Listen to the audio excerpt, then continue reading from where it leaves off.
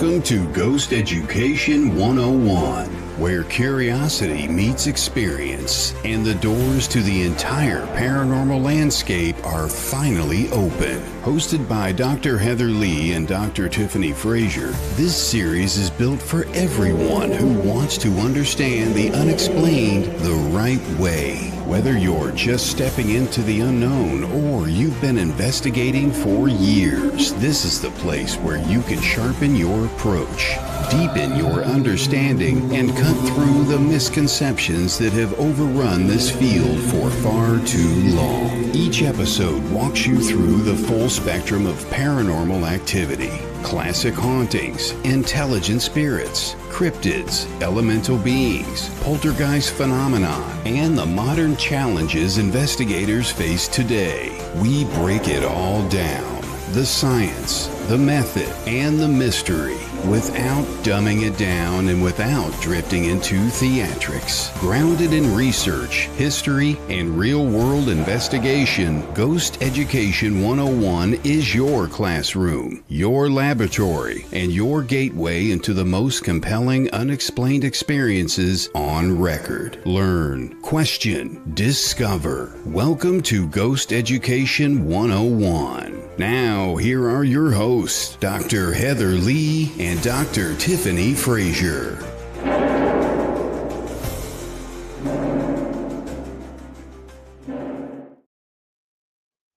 Good evening, everyone. Hey, Tiffany, how are you doing tonight? Pretty good. How are you? I am good. Finally had a day off, relaxed a little bit, hung out with mom, but yeah, Awesome. really good day. And I am looking forward to tonight. I don't know if you are, but I know I am. Yes, very, very much. We couldn't have him on a few weeks ago, but he is here tonight. And I just can't wait to hear what you guys have to say and get both sides of this this discussion. It's going to be really fun. Right. And like I said, I could have gone ahead and done it myself. But yeah, no, it's more fun when Joe's here. So let's bring him in real quick. Hey, Joe, how's it going? Yeah, just more fun because you could pick on me. I'm an easy target. Good. How are you ladies doing? I'm good. Good. Thank you for being on tonight. Yes, Thanks for having me. I'm so excited. I'm sorry it didn't work out a couple weeks ago, but No, it's okay. I've been traveling all over the place, and I don't know which way's up some days. Oh, trust me, I get that, and I'm sure Tiffany does as well, because her life's just as crazy as mine is. But real quick, we do have a couple of viewers real quick to say hello. Antone, our regular viewer, welcome to the show. Hope you enjoy it tonight. And Jerry, another regular watcher. So thank you all for joining us tonight. So Joe, tonight's presentation, to Ouija or not to Ouija? Oh my goodness. It has been... That is the question. 2 years since we've shown this? Probably longer. Okay, because I know we did it live at Phantasm a couple years ago, and then we did it live on our show, Passport to the Paranormal, a few years ago. Yeah, so that was, Phantasm when we first did it was probably about 4 years ago. Yeah. Whew. And then My our time show flies. a couple years ago, which we still have to talk about, by the way. I know, we need to bring that back. I missed that show. So do I. I enjoy it. Now that things are starting to slow down for me, I'll have more. And every time we show our introduction, I miss Todd. I really miss working with Todd. Yeah. Have you talked to him in a while? I haven't talked to him. Not recently. He did our intro, and then that was the last I heard from him. But hopefully we can connect with him soon. Yeah. That'd be nice to reconnect with him. Yeah, exactly. So I don't know if you have any questions or anyone has anything to say before we get started. If not, I can pull up the presentation. We can get going. Yeah, let's do it. Sure. I suppose I should have tested this to see if it would work before I even... You didn't test it? No, you know me. You're just like me. It's sister from another mister, right? Yep. I didn't even know if my audio was going to work because I charged my headphones and sometimes it doesn't work. Take a look at this presentation. There we go. And I'm sorry if there's any typos. I did a quick change on a few things and I didn't go back and edit. So this time I will admit I did not edit. Okay, let me get to the first slide.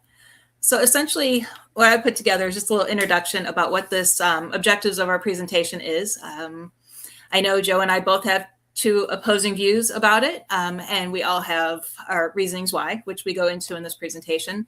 But basically it's to give you a foundational understanding, demonstrate the pros and cons of the use, as well as the dangers of the use. Also, I have scientific, cultural, spiritual perspectives, different case studies, and just a lot of things to think about when it comes to using a Ouija board. If you guys want to along the way, I know there's a lot to write down. There's going to be a lot to talk about. Go ahead and take any screenshots that you might need if you need any to reference back. But yeah, and also at the end, we have a fun little video that's not ours. I give credit to who it is when we get there, but also I have a list of resources if anyone wants to know for the pros and cons of using a Ouija board. And the world we live in, I have to give a disclaimer. The presentation is for educational and informational purposes only. We will present multiple perspectives on spirit board use, including the benefits and risks. This is not an endorsement or recommendation to go out and use a board. All participants must be responsible and for their own choices and actions, and the presenters, as well as Ghost Education 101 and the Warren Society of Paranormal Research, and what is Warren Society for Paranormal Research and Education is what we changed it to? Yeah, the Warren Society for Paranormal Research and Education. Okay. The education piece being very important. Yep. None of us will be held liable for any experiences resulting from use or any lack of experiences resulting from your use. Yeah, the education piece, ladies, to be honest with you, is, I certainly don't know everything and never profess to know everything, but I've been doing this work for 40 years. And the stuff that I'm going to talk about is just taken from my years of experience. Working with Ed and Lorraine Warren all those years from 1986 until their passing, and then my own experiences, so this isn't, a formal training. It's just stuff that I've learned through the years, and people could agree or disagree. That's fine. We can still be friends. No, we can't. Yes, we can. I just, it's unfortunate that in the community these days, when people don't agree, that you get a lot of fighting and, fighting and egos and stuff get in the way. It's like, why? Yeah. There's no reason for that. And, my sole purpose of doing this work is to help people. Yeah. And I just want to jump in and my knowledge. Yeah. I just want to jump in and say I have never seen this presentation, but when Heather told me about it, I was so excited because I'm going to just mirror what you just said, Joe. I think in today's world, it is so important to remember that you can have different views and different beliefs and still be friends. Absolutely. So I'm so happy that you and Heather have put this together, because I think it's just one step forward in showing that, especially in the paranormal field, you can believe in one thing and not in another thing. That's completely fine, and still be friends and still, be buddies and work together and do a presentation and come together and to, most importantly, educate people. So I'm really excited and so happy that you guys were able to put this presentation together. Yeah, it's I appreciate that. It's long overdue. Yes. Yeah, a lot of tears went in and arguing, so that's why we split it up the way we did it. We don't argue. I know. We get along fine. Never. Well, all kidding aside, though, I've said this many times. It's like you have to respect other people's opinions. Yes. I mean, Heather we may agree on more than we think, but when we disagree on certain things, that's fine. I respect your right to disagree. And unfortunately, you don't hear a lot of that. It's like, oh, I appreciate your opinion. I don't agree with it, but I respect it. You don't hear people say that these days. Yeah. Not often anyway. I don't, but it's like, look, believe in whatever you want. I tell people, I'm like Fox News. I report, you decide. If you're not buying what I'm selling, you have free will. You can get up and walk out if you want to. I hope you don't, but I'm not going to be offended. Yeah, exactly. Yep. Okay, so just a quick little bit about us. Real quick, those of you who know me know most of my experience, but like Joe, I have many years experience in the field. My favorite part of it is linking history and science with the paranormal. I do hold a doctorate of philosophy in metaphysical and humanistic science with a paranormal science background, as well as I'm almost done with my paraanthropology. I just need to get enrolled for a few more. So I kind of made this before actually finishing that one. So that one's not quite done yet. I am the founder of Exploration Paranormal. if we agree on the title in the future, it's the Chief Marketing Officer for Joe's Warren Society for Paranormal Research and Education, co-founder of the Witches Paranormal Society, lead researcher of Project Umbra and our search for the Hat Man. I've hosted and host 3 shows, and then I'm an author of all those books on the side, as well as my guest appearances on various TV shows and documentaries. And then, as I mentioned, Joe didn't fill out his slides, so we'll let Joe talk about himself for a moment. I'm sorry. I missed that part today when I was working on it. But for those of you who don't know who I am, my name is Joe Franke. I founded the Warren Society for Paranormal Research and Education.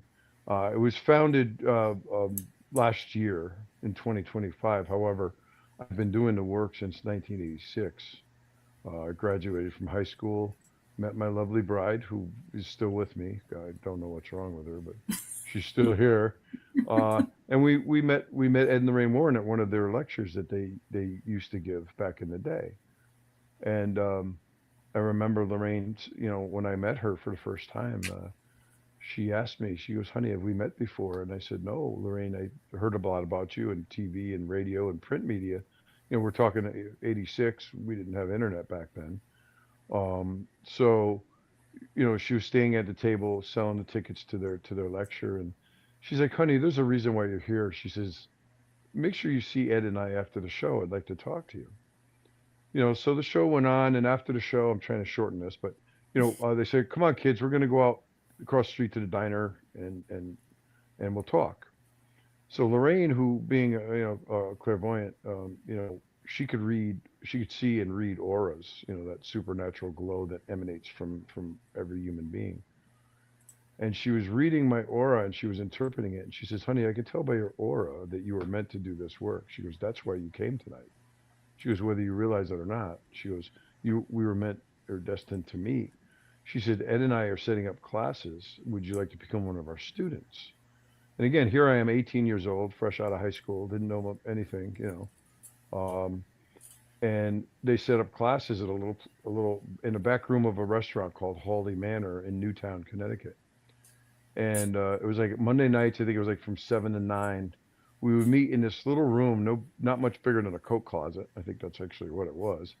And at the time, there was about 6 of us, including my wife, who we were just dating at the time. And that's when I first learned about this stuff. Ed would bring in, I remember he'd bring in a little TV set and a VCR, if you remember what one of those are. And he had some videotapes, he had notes, audio tapes. And that's when I first learned about some of the cases, the iconic cases that we all know about today, the Amityville case, which wasn't the Amityville horror back then. It was just another case. And of course, the cases that the Conjuring movies are very loosely based on. The Harrisville haunting that I call it, it as part of the Conjuring house in Rhode Island, and the Brookfield, Connecticut case, The Devil Made Me Do It. And then you had the Enfield, England case, which really wasn't a Warren case. The Warrens were there. They spent a few days or a week there interviewing the family and everything. But that case was pretty much handled by Maurice Gross and Guy Lyon Playfair from the Society for Psychical Research in England.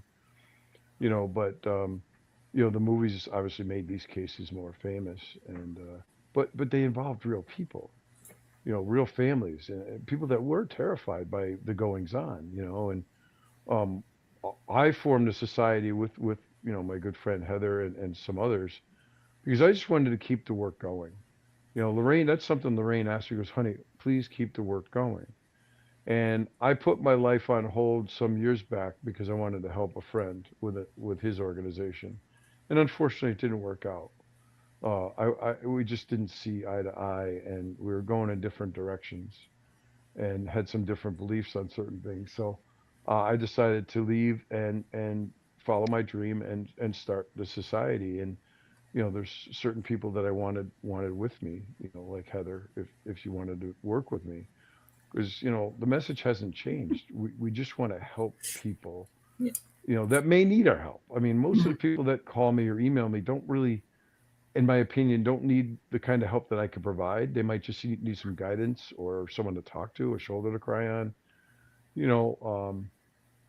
but when someone calls me up or emails me and says, "Joe, I'm possessed," I'm like, "Okay," And then many times you get into some dialogue with people and then you don't hear back from them.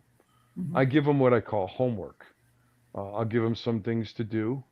Obviously we want them to get checked out medically and psychologically. A lot of people, if they're opposed to that, I say, well, you came to me for help. If you're not going to do what I'm recommending you do, then I can't help you. It's as simple as that. Many times, Heather, as you know, Tiffany, you probably know, you never hear back from these people. Yep, exactly. And that's fine. I mean, I might try to follow up with them. They don't respond.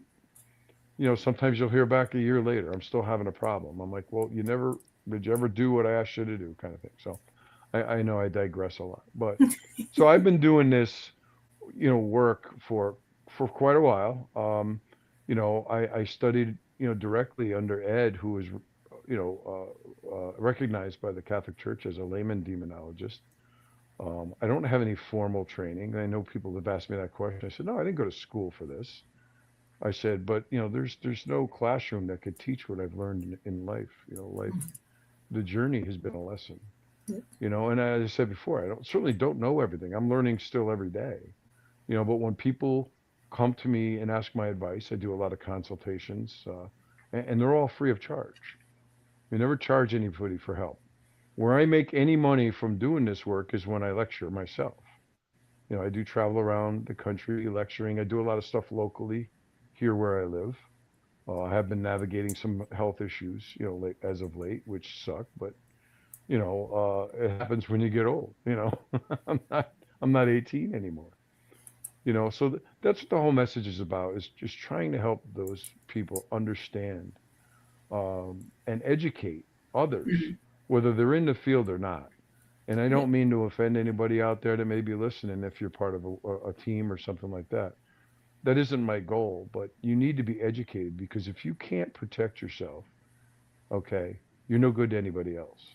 If you can't help yourself and protect yourself, if you don't know how to, you're not going to be able to protect anybody else or protect a family that you may be really wanting to help.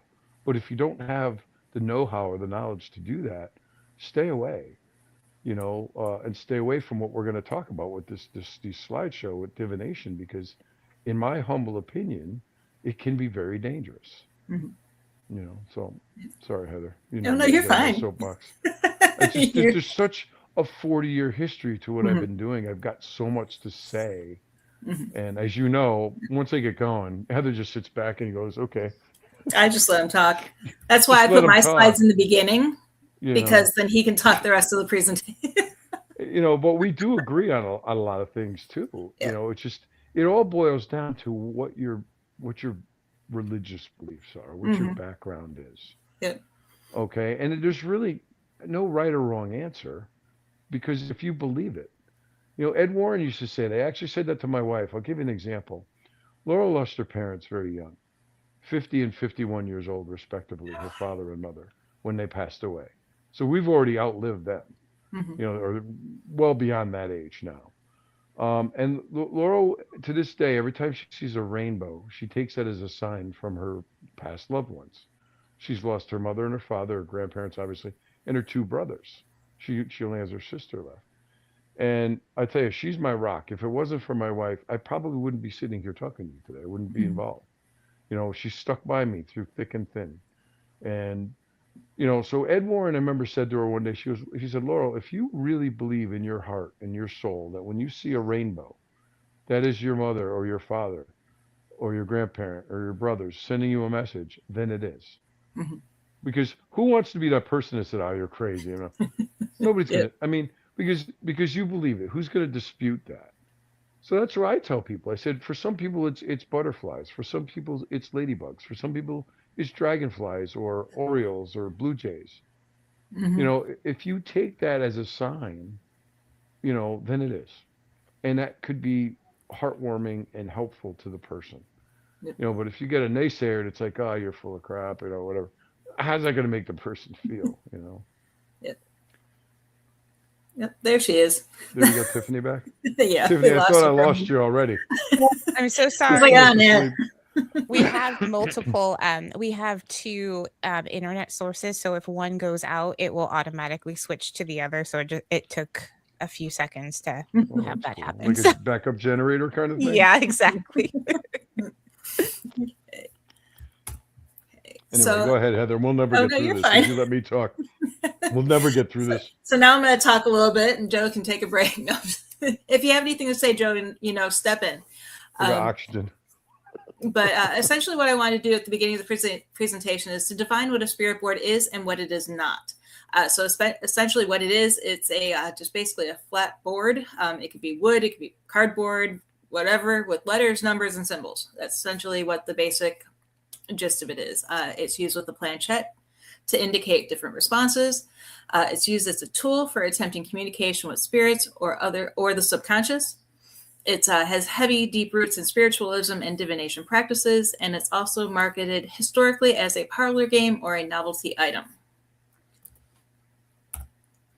What it is not scientifically proven to communicate with spirits, even though people have experiences that claim that it is spiritual communication. There is no scientific proof backing that. It's not inherently dangerous on its own. A lot of people do feel that just holding a Ouija board could be dangerous, and just holding it, I don't think it is, but So far we're in agreement. Okay. These are new slides, so I'm kind of testing the waters with Joe on these. No, I mean the board itself isn't the danger; it's the intention behind it. It's not guaranteed a reliable method of receiving answers. It's not universally accepted as a spiritual tool across all cultures or religions. And it's not independent. It requires human interaction for it to function. Okay, so brief history. The first mention of the talking board was back in, and I'm going to have a slide that explains why I use talking board, spirit board, and Ouija board. So that'll explain all that in just a minute. But the first mention was in 1100 AD in China's Song Dynasty. It was referred to as Fuji or planchette writing. Ouija actually means good luck in ancient Egyptian. It was used in the Civil War to communicate with loved ones. Talking Board Press has had stories back in 1886. Helen Peters coined the name, but Elijah Bond patented the whole design. 1891, ads started to circulate, Ouija, the wonderful talking board, and then as far as we know, and then as we all know, Parker Brothers kind of branded it as a game, and it is famously known for association with paranormal, and then the Fox sisters with the spiritualism movement. There have been scientific studies that have proved that it's more accurate than just plain guessing. It runs off of the human consciousness. Automatism. It's sold today by Hasbro as parlor room games. It is believed by many to be evil because it is associated with witchcraft, cult practices, and some people say you should burn it. Some people say you shouldn't. There's a whole bunch, and I think we go over that a little bit later. It was used by Aleister Crowley, Dick Brooks in the Houdini Museum, and Bill Wilson for Alcohol Anonymous. And here's why I was using the different terms. Is it a Ouija board, spirit board, or talking board? A talking board and spirit board is the actual device. Ouija board is a brand name like Kleenex or Band-Aid. And the older versions of the Ouija board that are actually the original ones that were created say good night instead of nowadays they say goodbye. Okay, so how does it work?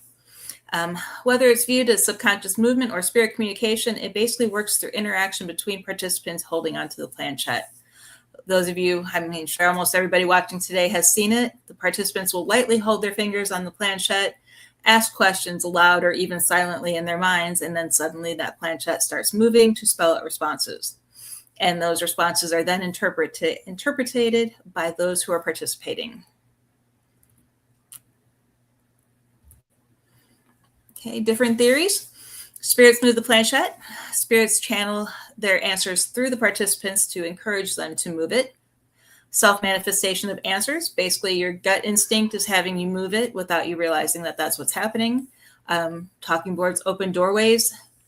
And then the planchette is intentionally moved by the participants. You kind of see that jokingly in some of the shows that they have out there where Big Brother will purposely move it to freak out little sister while they're playing with the Ouija board when the parents aren't home at night. So you see that a lot. Okay, so here's my side to Ouija. I personally think they're safe to use as long as you know how to use them. Don't use them when you're afraid. Don't show your fears. Hollywood makes the beliefs of spirit boards much worse than they really are. You have to have good intentions, just like with regular spirit communication. Make sure that you're polite. You say hello, goodbye. Set your protective measures, whether it's crystals, sage, incense, say a prayer, however you protect yourself against spirits. Do that before and after. Let the spirits know your intentions up front.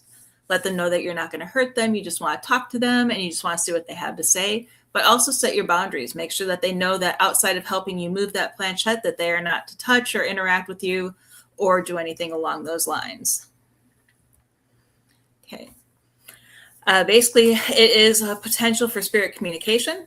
Helps you communicate with the unknown, gives your personal experiences a little bit more meaning. It encourages further exploration of the paranormal. It can also enhance group interaction. I know it sounds weird, and Joe's probably I can't see Joe right now because I'm on a different screen looking at the presentation, but he's probably shaking his head. But consider it like a group outing. It could enhance and bring everybody closer together. Supports spiritual or intuitive practices, promotes curiosity and open-minded thinking, and then it also has a big historical and cultural significance that we cannot overlook. Examples of non-harmful Ouija use. Many use it on a daily basis and have very uneventful sessions. For some, it could be positive or comforting, knowing that it's possible that their loved ones are reaching out and answering back to them. It's also used as a creative tool. Writers and artists have been using it for inspiration. That was the original ChatGPT when it comes to writing books. I know one person who actually channeled her cat and wrote a children's book out of it that she published. James Merrill and his partner worked on The Changing Light at Sandover, completely using a spirit board. Parlor games are fun, basically used in research settings that show no danger when they're using it. And then group experiments in controlled environments go with no harm. And I mentioned earlier, but here's a little bit more on safety guidelines. Make sure you set those intentions clear. Let the spirits know, I'm just here to communicate. I'm not here to harm you. I'm not here to, X, Y, and Z. This is what I'm looking for. Basically make it calm, peaceful environment. Don't use alone. That's highly debated. I know several people who have used it alone, but a lot of people say safety in numbers. Set those boundaries, limit your session time. Don't go down the rabbit hole and be on it for hours upon hours. Make sure you set it and say, okay, I'm going to be done at this time, and close that session properly. One thing that I should have added here, but I didn't, is definitely do not use it when you are intoxicated or under the influence of any types of drug or alcohol. Protection tips, some things that I do and things that others that I know do. Ground yourself beforehand. Set those intentions. Use any personal or spiritual safeguards that you have, whether it's prayer, meditation, or anything. Cleanse your space afterward, and then just trust your instincts. If you feel uncomfortable, end the session. Get out while you can. Okay, Joe, this is you. Okay, Heather. Well, no, you made a lot of good points, and I don't disagree with all of them. But what I mentioned earlier, for me anyway, it comes down to my religious beliefs and my religious background. So I'll let everybody know right up front, I'm Roman Catholic, born and raised. I learned, I studied under Ed and Lorraine Warren, who were very Roman Catholic. So I'm approaching it from that aspect, but I have an open mind. And that's all I ever ask of my audience. So I'd have to, I wouldn't want to be hypocritical. I have an open mind about everything. However, Ouija boards or talking boards, spirit boards, as I have learned and through my experiences through the years, are a form, a very common form of what we call divination. And divination is basically the act or practice of trying to foretell or foresee future events or gain knowledge of the future through supernatural means. And that could be many things. The Ouija board is just one. I mean, seances. Seances basically, in my opinion, are a Ouija board session without the actual board. You mentioned earlier, the board itself is just a piece of cardboard. Mm-hmm. It's all about the intentions. What are your intentions when you're using a board? You want to contact the spirit world. You know, as I'm somewhere in the program here, it shows, I think I took some clips right out of Deuteronomy from the Bible. That is an abomination to God, you know, because you shouldn't be messing around with things like that. So it's like, excuse me, when I tell people there's information that we seek and that we'd love to have, I'd like to have the 6 lotto numbers for Friday night's drawing, you know, but it's just not in the cards. There's information, again, in my religious beliefs that God doesn't intend us to have. God gives us all a very special gift. We all have it. It's called free will. And he wants us to use that free will for the good and choose him. Unfortunately, if you look at the world we're living in today, most people are choosing the other guy, the other clown. But, you know, the Ouija board, in my opinion, is a popular form of divination. It's a way of opening the doorway, hence the term doorway to the demonic, meaning that you can't, demonic entities, they're there. They're always there. They're ready to pounce. They're ready to enter your life, but they can't just do that without an invitation. And the Ouija board is divination, which is an invitation. You're basically cracking a door open and saying, come on in. But you don't know what you're letting in. So you may be under false pretenses thinking, using the board, I want to contact my parents. I'd give anything to have my mother back for 5 minutes, you know? But how do you know by using this board, or any means of divination for that matter, but how do you know, since we're talking about Ouija, how do you know that, you know, you may be getting answers that you think, oh, only my mother would know that, or only my father would know that, or whatever, only my loved one would know this information. And you may get information that is correct. But you got to understand, these forces, they're always there. They can't read your thoughts, but they can hear you. They can hear you when you talk aloud. All right? And, you know, they can disguise themselves as anybody. They're master manipulators and master deceivers. So they may give you information that you want to draw you in and gain your trust. That's why, when you mentioned earlier, don't use these things for a long time. I say don't use them at all, but don't get drawn into them. And I've worked on cases where people wouldn't make a decision, a financial decision, a job decision, a family decision, without accessing the board. And it's like, you know, you're reaching out to who you think are your past loved ones for advice or guidance, but I say nay. I say that's not what you're getting. Okay? They may give you information you're looking for, but they're going to want something in return. Okay? And that something that they want is access to your life. Okay. Now, people have said, well, Joe, I've used the Ouija board when I was younger or whatever, and I've never had any problem. I said, well, okay. I'm not saying because you used the board once or twice that you're going to have a problem, but why roll the dice? Why take that chance? I've also talked to people on the other side of the coin that have only used it once, and then their life seemed to fall apart. Can you attribute it to the board? No. No, we're never going to have those answers in life. Now, I ask this question to my audience all the time when I lecture. I say, if anyone in my audience here were given the opportunity to know the date, the time, and the manner of their own death, would you want to know that? And I'll ask you, ladies, would you want to know? If you knew the date and time and the manner, like tomorrow at noon, I'm going to get hit by a bus, you know. And believe me, I just asked this question when I was in Florida at MegaCon a few weeks ago, and I had 2 or 3 people raise their hand. I said, okay, I respect that. I wouldn't want to know. You know, like I said, there's things in life that, you know, answers we'd love to have. I mean, I wish I could foretell the future, you know, but we're not meant to have those. You know, it's for God to know. And I take caution when I talk about other forms of divination because I do include mediums. And I got a lot of good friends of mine that have very talented mediums, and Lorraine, of course. But even that's dangerous. And I tell them, please, you know, protect yourself, ground yourself, do what you got to do. You know, and sometimes messages do come through, and they're real messages. All right. But I call that a miracle. All right. That's a gift from God. If you're getting a message from the other side that is a true message from a loved one or whatever, that's a miracle. But most of the time they're not, in my opinion.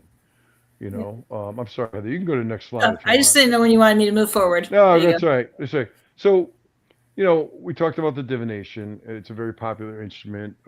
Intention and free will are the key. I've already talked about that. We all have free Mhm. will. All right. I choose not to use them. I remember my aunt, when I was maybe 10 or 11 years old, my aunt gave us a bunch of stuff when she was moving, a bunch of board games, Monopoly, Payday, whatever. And one of them was a Ouija board. My mother grabbed it and said, no way. She threw it right in the garbage. I didn't even know what it was at the time back then, but she's like, no, Mhm. no, no, we're not having this in our house.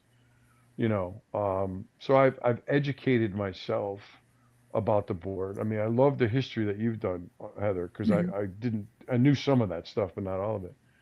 Um, so this is where the education part comes in. Educate yourself. You got to know the ways of your adversaries. I remember Ed Warren once said to me, he goes, you know what, Joe? He says, the devil knows who we are, and he hates us. And he doesn't hate us only because we're children of God. He hates all of us because we're all children of God. And in my opinion, we're all brothers and sisters in this world.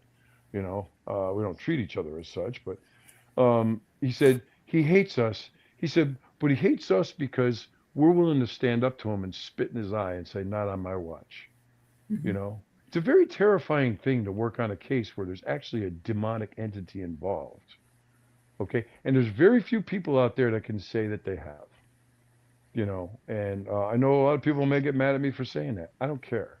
I'm tired of people, the fraudsters out there that say, oh, I worked on 6 demon cases. No, you didn't. All right. Chances are you didn't, because you would know it. Oh, I got scratched by a demon. It just, okay, and just, okay, great. And just move along. Mhm. It's not something to romanticize. When you're working with someone that's being terrified by something they don't understand. A lot of times it's nothing. I always tell people look for a natural explanation, not just take the nuclear option, go to the supernatural. I said, you're hearing scratching and growling noises or whatever. Well, maybe you got rats or raccoons or something. And we've had cases where they've had squirrels in the attic or something like that. Try to find out the source of it before you think, oh my God. Because that's kind of how it started out with The Exorcist, which I was going to talk about in a few minutes. But you start hearing these noises that you can't explain. Well, try to find an explanation before you just say, I got a demon. Everything's demon these days, or exorcism, or whatever, because people romanticize those words and they think it's fun and it's cool. It's not. Mhm. Okay. Um, so anyway, what makes these things worse is if you have, I'm trying to read here, small print, but if you have a medical or psychological affliction, such as a history of physical or sexual abuse in your family or with yourself or a loved one, so a form of psychosis. For example, there I'm talking about. Do we know the case about Annalise Michelle? The Exorcism of Emily Rose. Many people attribute it to the movie, which was very well done, by the way, in 2005. It was very well documented. Well, Annalise Michelle had a form of temporal lobe. What's the word for it? Some form of schizophrenia, epilepsy, I think she had. So she had what we call like a soul wound. She was a weak link, so to speak. So she would be a target, even though she was a very strong in her beliefs, very holy Catholic girl, came from a very holy Catholic family. That doesn't mean you're protected, you know. Um, but it could be anything. It could be anxiety, depression, a history of drug or alcohol addiction, pornography. And I don't say that to be funny. You know, in my belief, pornography is an addiction, and any addiction such as that you hold dear, okay, is kind of an abomination to God because it goes against the first commandment: "Thou shalt not have any false gods before me." It doesn't have to be a god idol. It could be money, sex, power. That you know um, seek and feel is more important in your life than God. And believe me, I'm no holy roller. I don't go to church every week like I should, but I talk to God every day. Talk to God. I talk to my parents. I talk to Ed and Lorraine. Yeah, I talk to them every day. And I actually almost get in arguments with my parish priest about this because he's like, Joe, I don't see you at church every week. I'm like, I'm sorry, Father.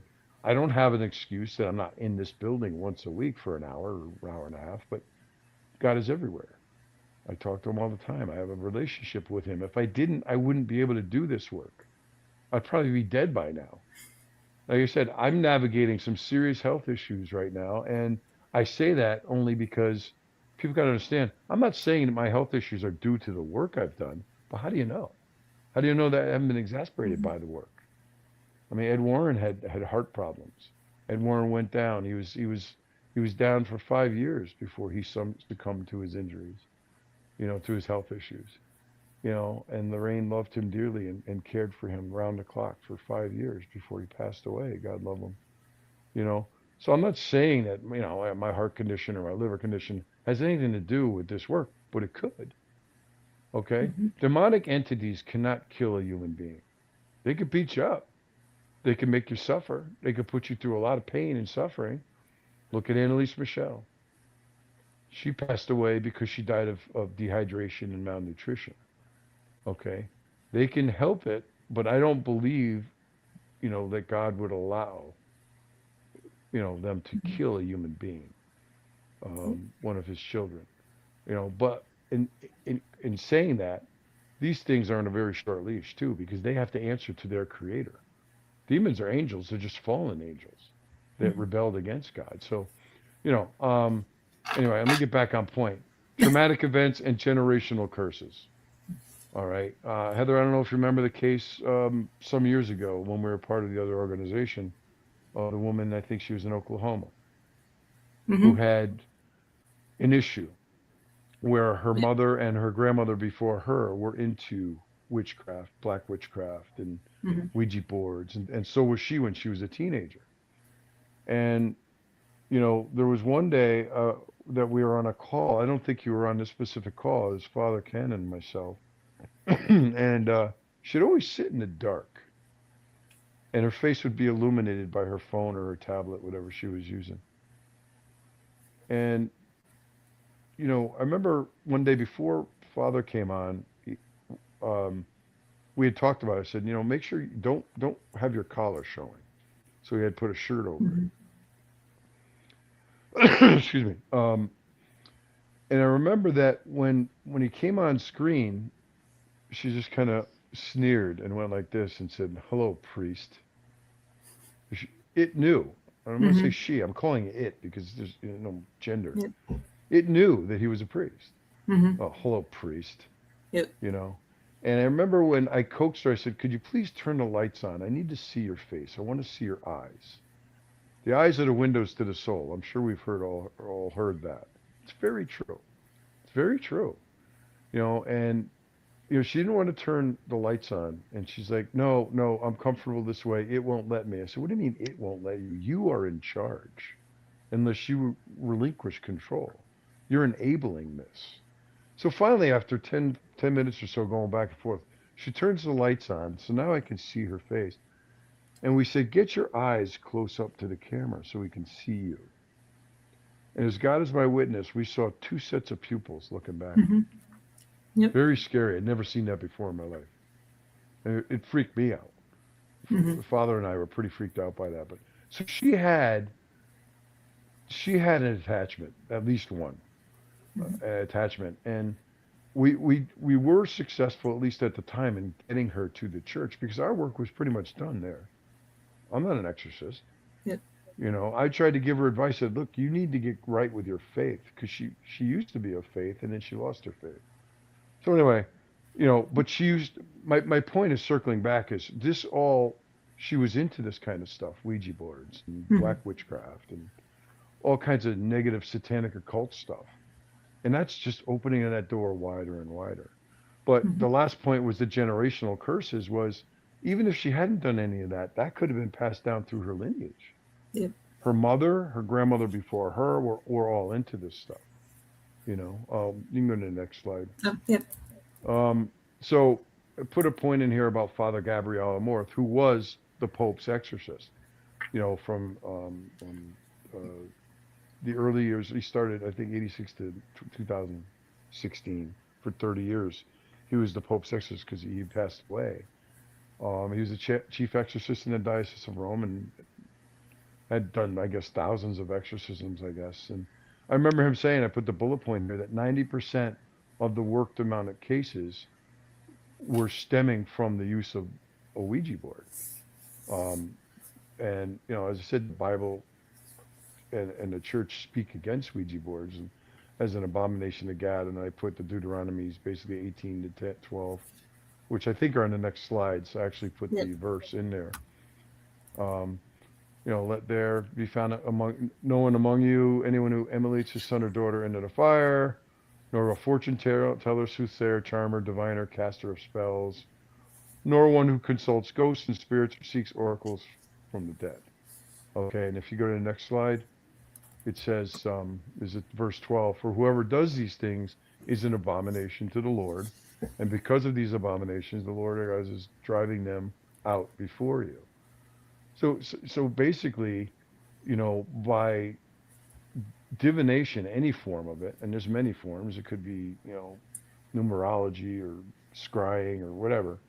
When you're looking for information through supernatural means, information that we weren't meant to have, because if we were meant to have it, we would have it. That's not good. And this is what I've learned from all my years of Catholic upbringing. And it says it right in the Bible. And there's many other passages that reference this kind of stuff. But again, those people that have other religious beliefs, I respect that. We've talked about this at length, Heather. It's like if you believe they're safe and you can protect yourself, God bless you. I'll pray for your soul. But for the people that don't know what they're doing, it's not good. It's like, oh, what are we gonna do? It's Friday night. It's raining out. Let's break out a board game. Let's pull out the Ouija board. Why? Grab the Monopoly game. Why roll the dice and take a chance with that? I have a friend of mine who sometimes comes to my lectures and I ask her to speak. And she was in college and some of her friends would mess around with the Ouija board and she got scared. And she said one day she just excused herself and went in the other room. And she said a couple minutes later they're calling to her saying the board's asking for you by name. It was spelling out her name.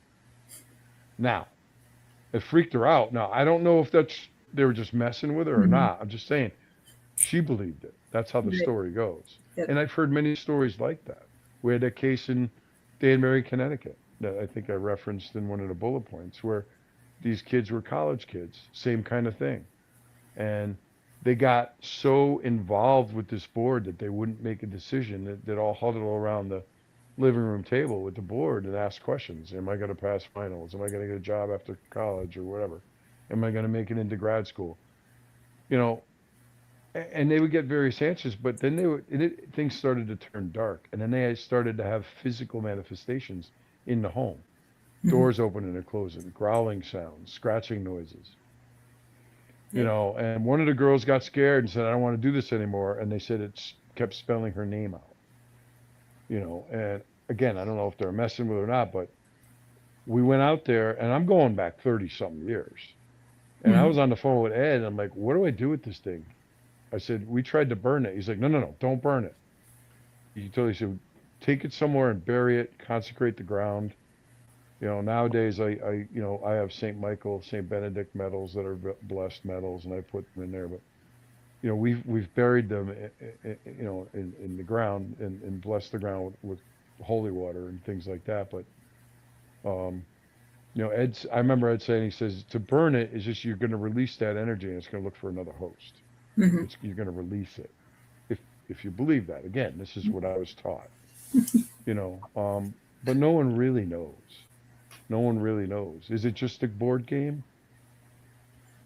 Yeah, it is a game. But, Lorraine would say even about, Annabelle. You had Annabelle bouncing on your arm. I've held the doll a couple of times when Ed was alive. All right? The doll itself is an inanimate object. Okay? It's what you do with it. It's what those nurses did with that doll. They conjured. Okay? They had a friend that was, I guess she was a medium or something, and she had seances around the doll. Yep. And they would conjure these things. All right? And that's not good. I could sit in my living room here and not have anything. And not, if she moves, let me know. But, you could just, if you're talking aloud and you're conjuring and you're welcoming these things into your life, Eddie, I know he used to tell me, he goes, these spirits don't come on your time. They come on their time. Mm-hmm. All right. Years could go by and nothing could happen. They want you to be at your most vulnerable point in your life. And then they can strike, you know? And you can go to the next slide if you Oh, like. yep. Sorry. I Oh, just, did I go so, two? Hold on one second. no, well, that's Oh. fine. I don't know what was the next one, but the reason I brought this up, and this is taken right from my lectures, The Exorcist is one of the most iconic cases out there. I don't think I've ran across too many people that's never at least heard of it. Well, the case, you can go to the next slide. This, the movie was based on a real life case. And it was a 14-year-old boy, referenced usually in the news or in the media by Roland Doe or something like that. But his name was Ronald Edwin Hunkeler. And he just passed away a few years ago at the age of 84. But his case inspired the movie. And I remember when I did a lot of research for my lecturing, William Friedkin and William Peter Blatty said that they tried to keep the movie as true to life as possible. Now, obviously, there's some scenes from the movie where Hollywood takes their liberties with these cases, right? The head spinning around. I mean, could that happen? I guess, but it would have killed him. Mm-hmm. And again, a demon, even Lucifer himself, does not have the permission of God to kill a human being, in my opinion. Could they? People have argued with me about that. I said, look, they could beat them up to the point where Annalise Michelle basically gave up and she died because of her dehydration. And she only weighed 66 pounds when she died, you know. But with Ronald, you know, he was introduced to the Ouija board. This is a famous Ouija board case. And a lot of people may not know the story behind it. They might know the movie, but they don't know the story behind it. And his aunt Harriet, I think her name was, who was a spiritualist, you know, someone that believes you could continue to communicate with, you know, past loved ones. Well, her instrument of choice was the Ouija board. So she had the idea, let me bring my 14-year-old nephew into the mix. That's a good idea, right? So eventually, you know, she passes away. And, you know, Ronald's heartbroken. It's his favorite aunt. He loved her, of course. Well, what does he do? He continues to use the board on his own to try to communicate with her spirit. And then the stuff hits the fan. I'm trying to, I guess it's a family show, so I got to keep it clean here. But, you know, it starts off by he would hear growling noises and scratching noises coming from his bedroom, and the bed would start to shake.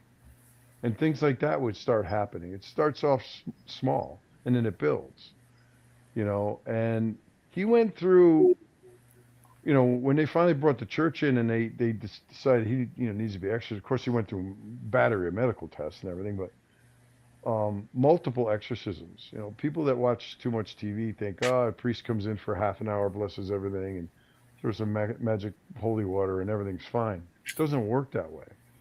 In Ronald's case, he was lucky, and I say lucky because he was liberated.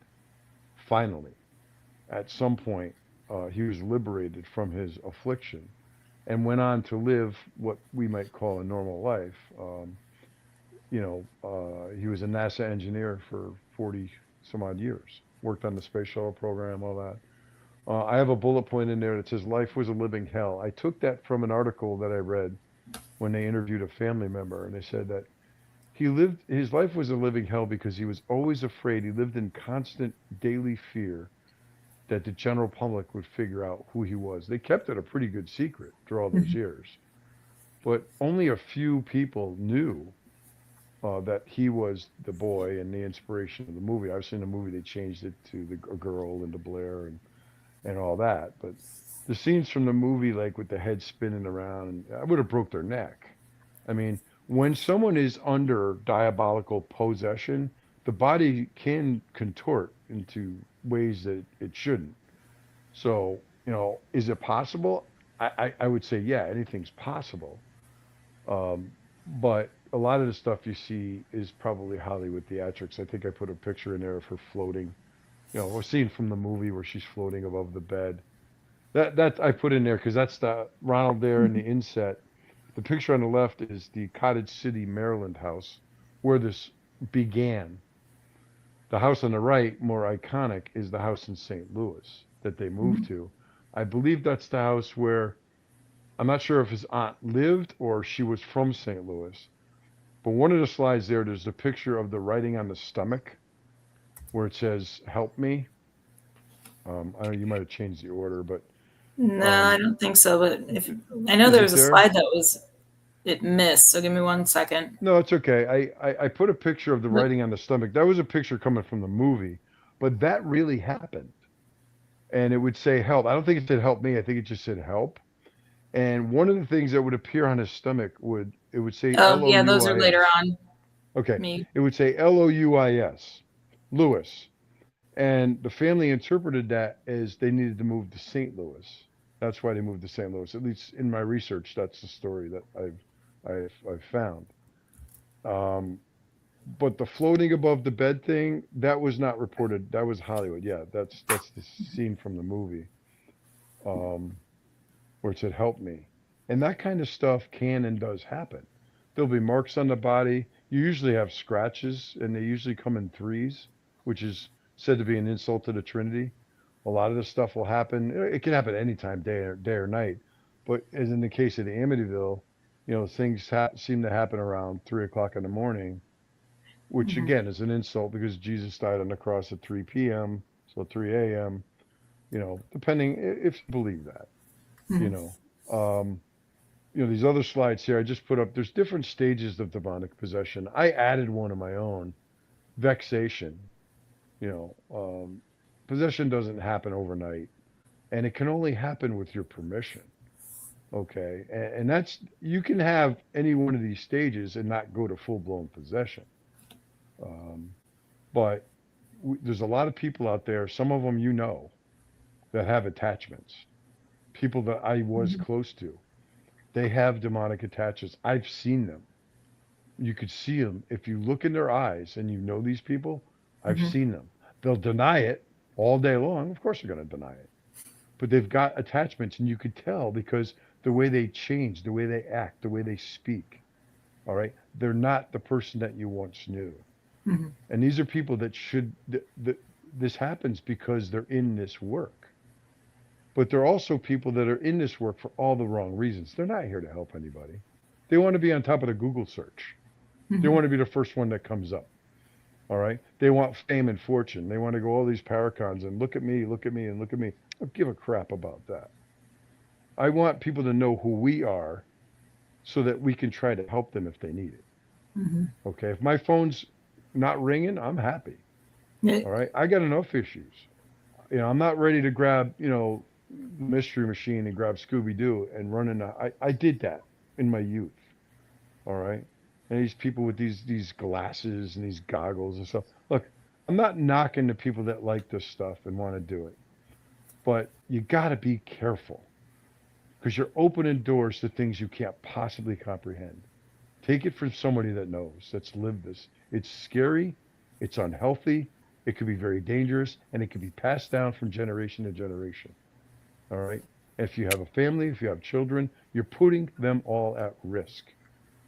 All right? And I'm not trying to get off topic, but like I said, the Ouija board is one of the most popular forms of spirit communication.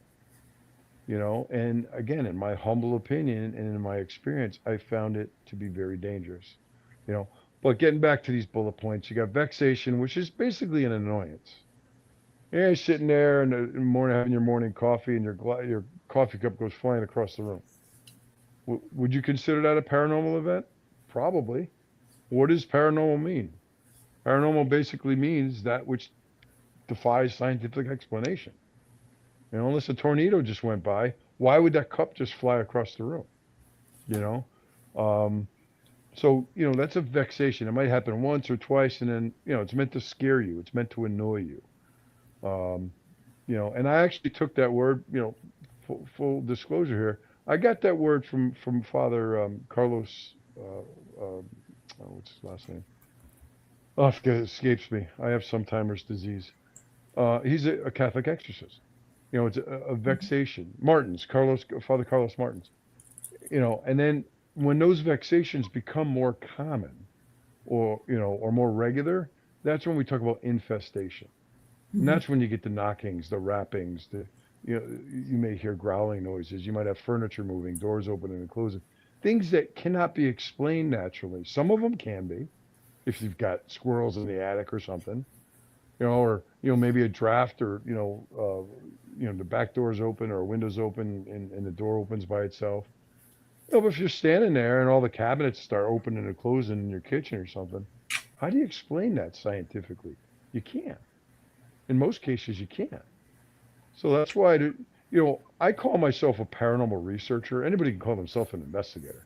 Let me grab a flashlight, a bottle of holy water, and my camera and go, wherever. But I call myself a researcher because if it comes to the point where you need to do an investigation at someone's home, I don't do a lot of public stuff. I usually do private stuff to help people. The investigation is part of the research, but there's so much work to be done before that happens. You need to understand what you're getting yourself into. All right. Research the property, research the house, research the people before them. Was this a psychologically impacted property? Meaning, did someone die here? Was there a murder here? Did someone commit suicide here? Somebody overdose here. Was there a fire? I mean, there's many, many things. It's not a cookie cutter thing, but you got to do your research, and so you go from vexation, infestation, then the next stage, and they could be either way. It could be obsession, where these entities, these evil demonic beings will implant thoughts in your mind. And they're not fleeting thoughts. These are thoughts that you would never have normally.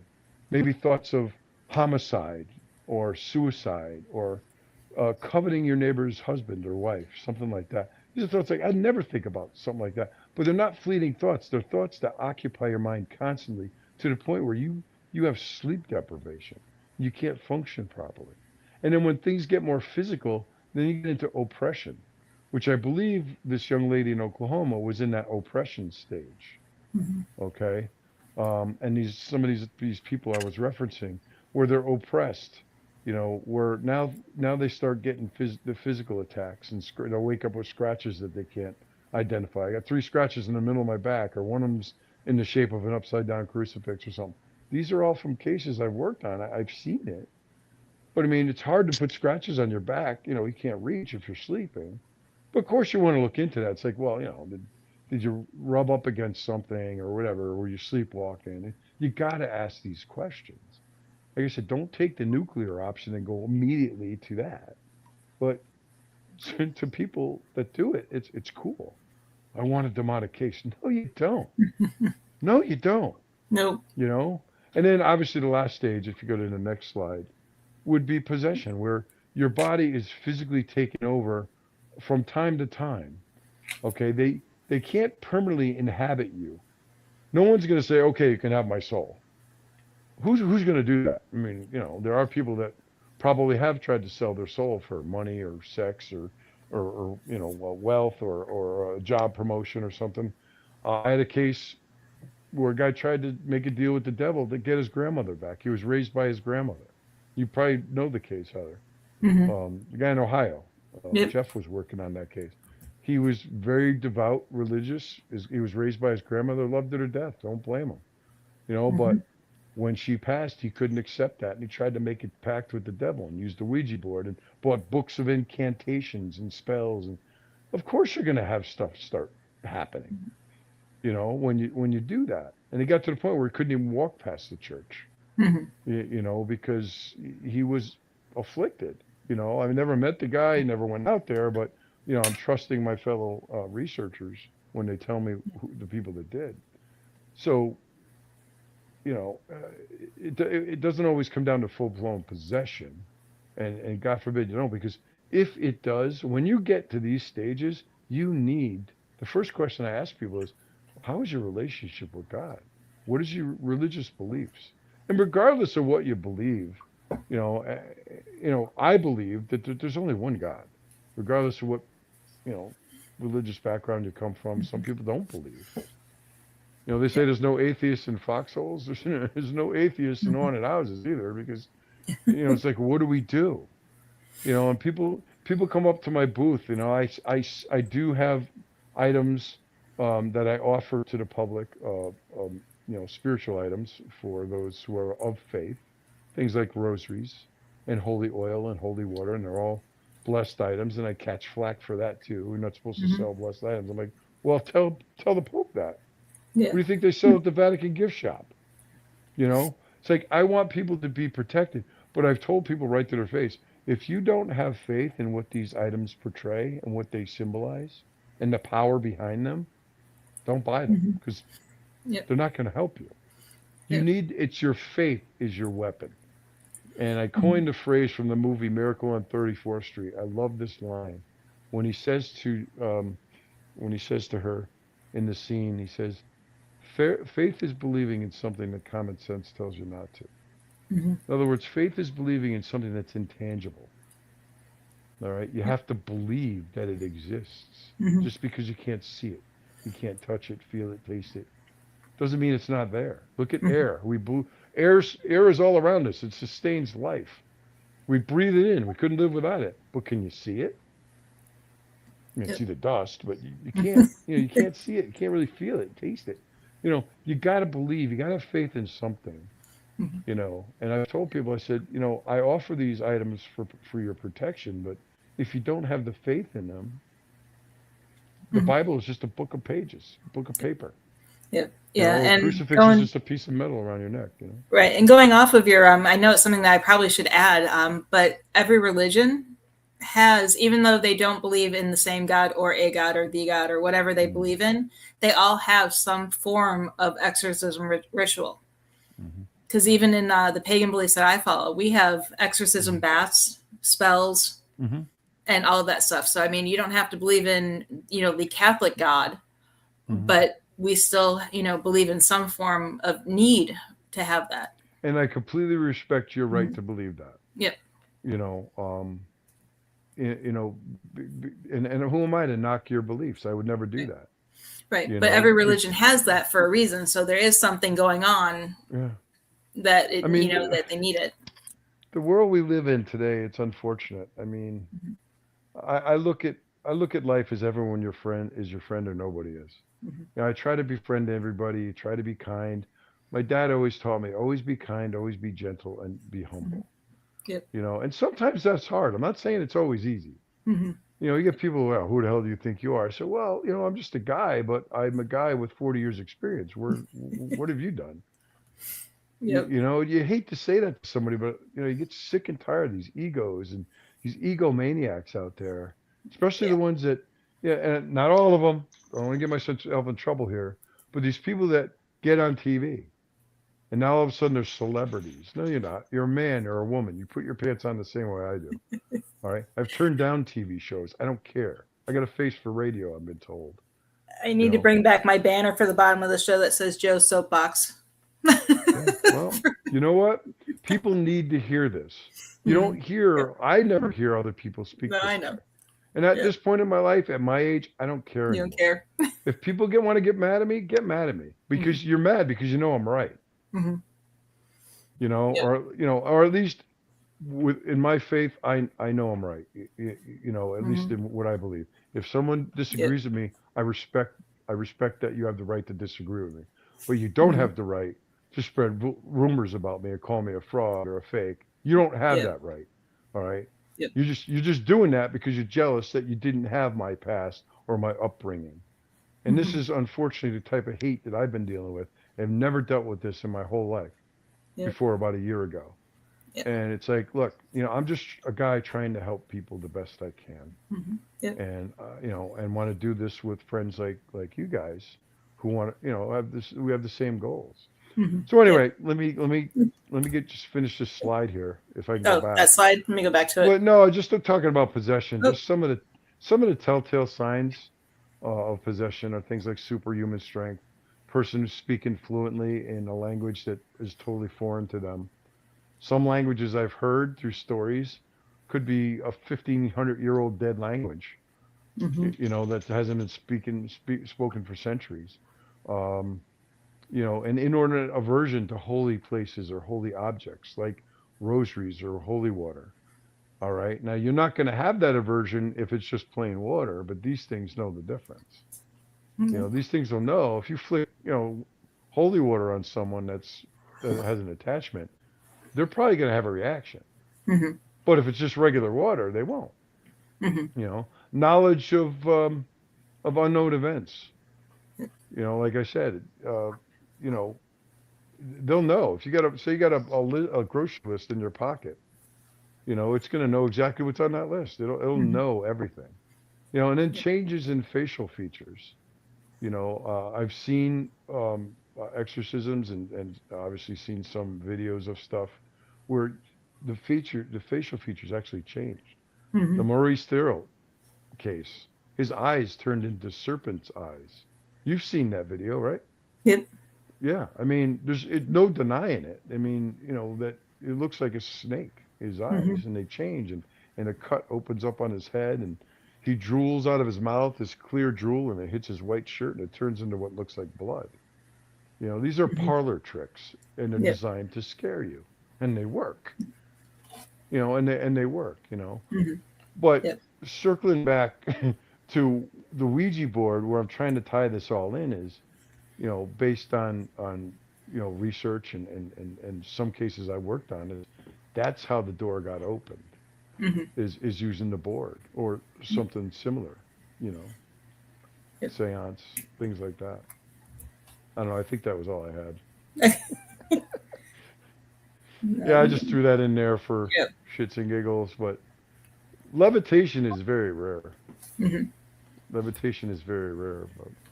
And then the other Ouija board cases, you had a couple of cases that you worked on, I'm sure. Yeah, we had one in Vegas that it started where the daughter was dabbling in witchcraft. The mom, who was Catholic, was like, oh, okay, I guess, I'll do it with my daughter kind of thing. I'm not going to let her do it alone. They did it. And next thing they knew, they were having paranormal activity. And that was the case that I was physically attacked.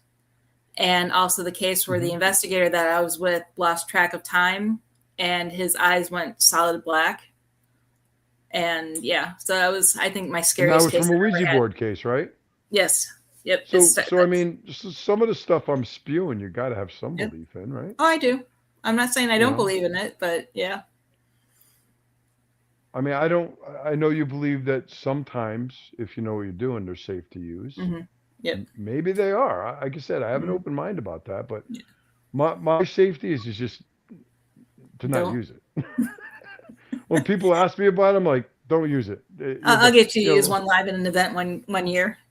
I get people like, oh, Joe, I collect them, but I don't use them. I just collect them. I'm like, yeah, but you collected one that's 100 years old. How do you know what that thing's been used for?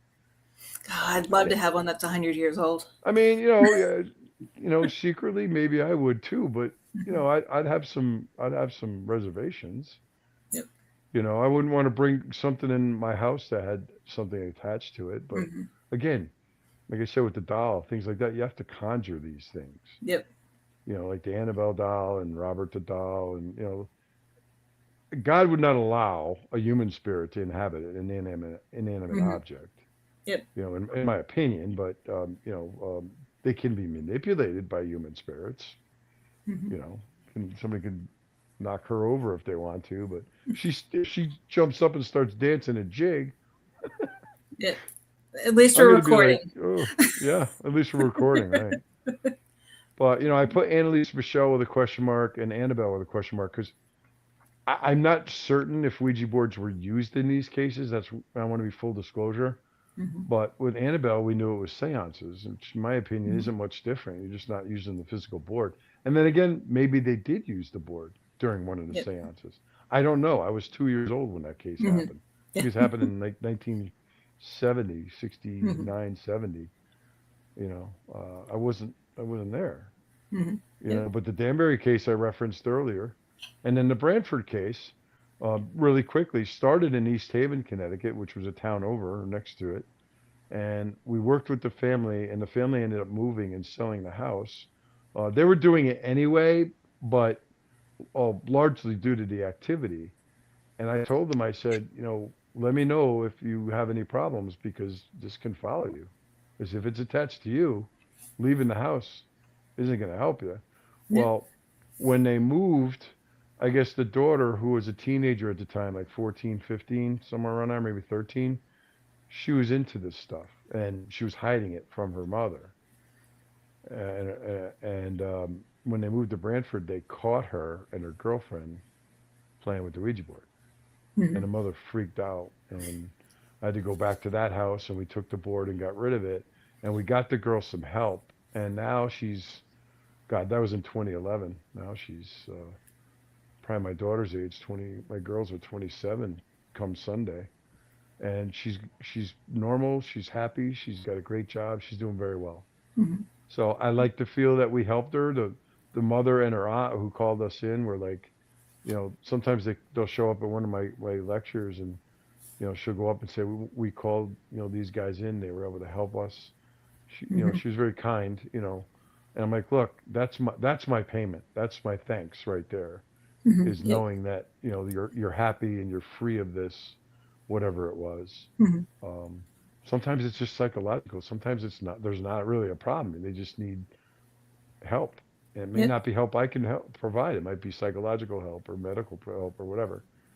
But we try to point them in the right direction. I'm not a doctor. I'm not a psychologist. Just a regular guy with an irregular hobby. Okay. What else you got? You got to talk. No, these are still some of yours. Well, I get the last two slides. I think the last two slides. These are just quotes that Ed was quoted as saying. One of them is about the Ouija board. This object, often regarded as a harmless toy, is the way that ordinary people are often lured into making a dangerous connection to the other world. Which basically what I've been saying for the last 3 hours. And then I think there was another one, Heather. Yeah, there is. Another there we quote. go. Yeah. This is a game, a dangerous game, responsible for many horrors. I have never known of any good to come out of the use of Ouija board, and I echo that sentiment. I've had maybe a half a dozen Ouija board cases through the years, and none of them were ever good. Were they all attributed to the board? Did they really have a problem? Some of them were in question. But as I said, it's like Mr. Miyagi said to Daniel-san, he's like, the best defense, no be there. In other words, the best defense against this is don't use the damn thing. Right. But that's my message. Yours may be different, but I still love you. Oh, yeah, that's true. Yeah. Joe and his humor. I always got to leave them laughing. That's the last slide that I throw up there before my thank you slide. And then the next few slides, I have some on different scientific research that has been done. While these experiences can feel real and meaningful to the person experiencing it, current research suggests that the source may lie within the human mind rather than beyond it.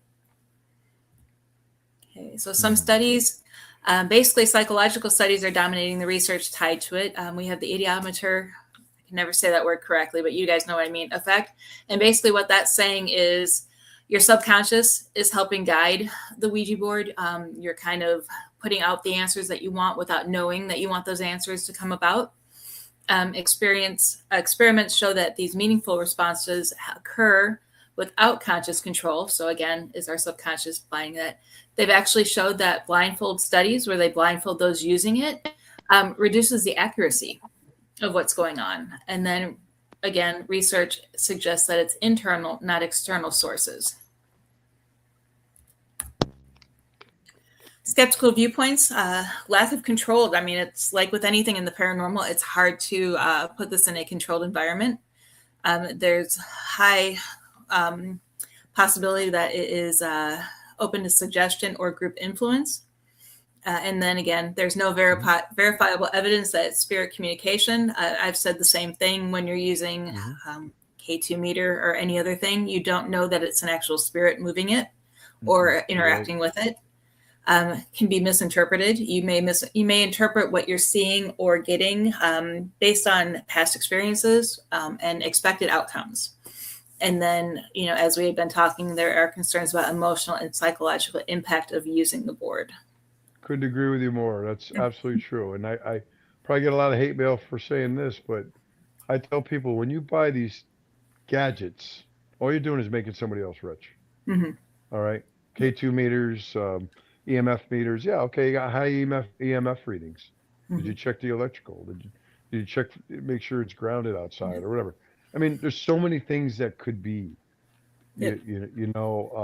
Could it be a spirit setting it up? I guess it can be.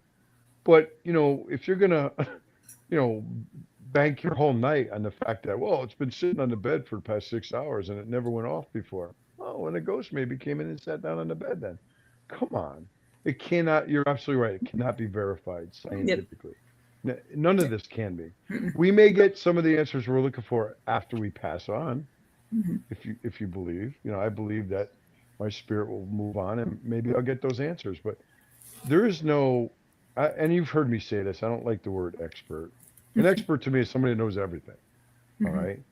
There's no experts in this world. I base everything I've been talking about tonight. I base all this on on research, so scientific when I can, and experience and theory. That's all it is, But if people want to believe that when their K2 meter goes off, that there's a ghost there, well, God bless you. I'm not trying to, rain on your parade, but people spend hundreds and sometimes thousands of dollars on equipment that is unproven. It's and you're spending your hard-earned money on this stuff, and you're just making somebody else rich. People are making this stuff in their basement, and love me or hate me. I like I said, I don't really care anymore. It's time to tell the truth. Yeah, exactly. I just don't know. This is not an exact science, and I could be totally off base on a lot of stuff I'm talking about. I don't feel that I am, but after all these years, I think I know a little something.